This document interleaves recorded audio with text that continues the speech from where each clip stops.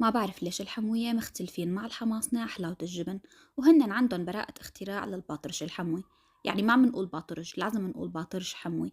فاتركوا حلاوة الجبن للحماصنة. أنا اليوم شادة مع الحموية، الوصفة الجاية بشد مع الحماصنة.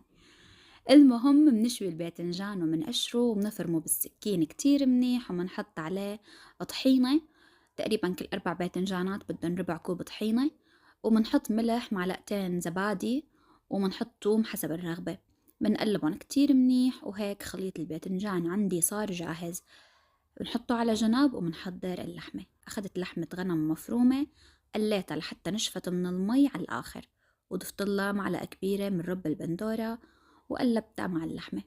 بعدين ضفت ملح و7 بهارات وفلفل أسود، وبدنا 4 حبات بندورة تقريبا يكونوا حمر مقشرين ومفرومين كتير منيح هن والعصير تبعهم، أو إذا كانت ناشفة منحط شوية مي، ومنخليها على النار الهادية لحتى تتسبك وتنشف عندي. وما شاء الله الريحة غير شكل.